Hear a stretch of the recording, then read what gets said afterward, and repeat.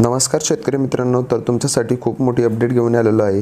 तर मित्रांनो बघून घ्या, आपल्याला फार्मर आय डी जी आहे ती आता काढावं लागणार आहे। सर्व शेतकरी बांधवांना आता जी आहे ती फार्मर आय डी ही काढावंच लागणार आहे, कारण की फार्मर आय डीची जी माहिती आहे ती अशी समोर येत आहे की ज्या शेतकऱ्यांकडे ही फार्मर आय डी असेल त्यांना जे समोरील ज्या शेतकरी योजना आहे त्या इथे मिळणार आहे।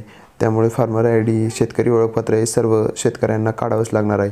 ज्यांच्याकडे ही फार्मर आय डी असेल त्यांना जे समोरील जे PM किसान योजनेचे पैसे आहे, जे सर्व पैसे तुम्हाला ज्यांच्याकडे फार्मर आय डी आहे त्यांनाच हे पैसे मिळणार आहे। तरी फार्मर आय डी कशी काढायची व याचे काय आवश्यक कागदपत्रे आहे ही सर्व माहिती मी तुम्हाला या व्हिडिओमध्ये आज सांगणार आहोत। तर चला तर व्हिडिओला सुरुवात करूया।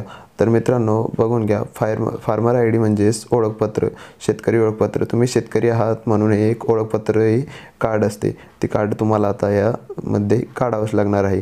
समोरील ज्या शेतकरी योजना, जे भरपूर शेतकरी योजना आहे त्या योजनांचा तुम्हाला जर लाभ घ्यायचा असेल तर तुम्हाला शेतकरी ओळखपत्र हे काढावंच लागणार आहे। तर मित्रांनो काय आवश्यक कागदपत्रे आहे ते आपण या व्हिडिओमध्ये आज बघूया।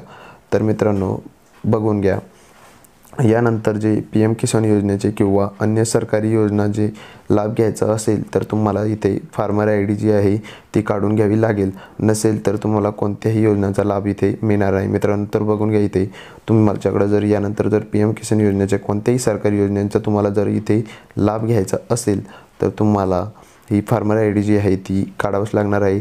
नसेल तर तुम्हाला कोणत्याच योजनेचा जो लाभ आहे तो मिळणार आहे। त्यामुळे याचे काय आवश्यक कागदपत्रे आहे ते आपण इथे आज बघून घेऊयात।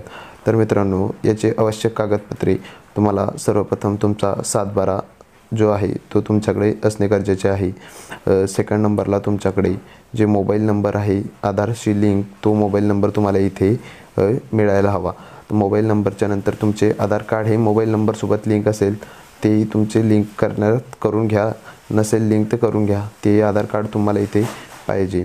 7/12 अजून तुम्हाला एक गट नंबर पाहिजे, तुमचा जो गट नंबर आहे तो पण तुम्हाला इथे द्यावा लागणार आहे। जे CSC केंद्रावाले तुम्हाला गट नंबर पण तुम्हाला इथे विचारणार आहे।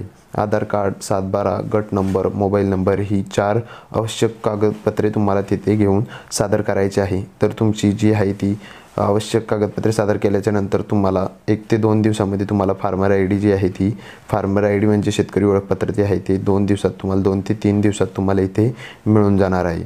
तर व्हिडिओ आवडला असेल तर व्हिडिओला लाईक आणि चॅनलला सबस्क्राईब करून घ्या। धन्यवाद मित्रांनो।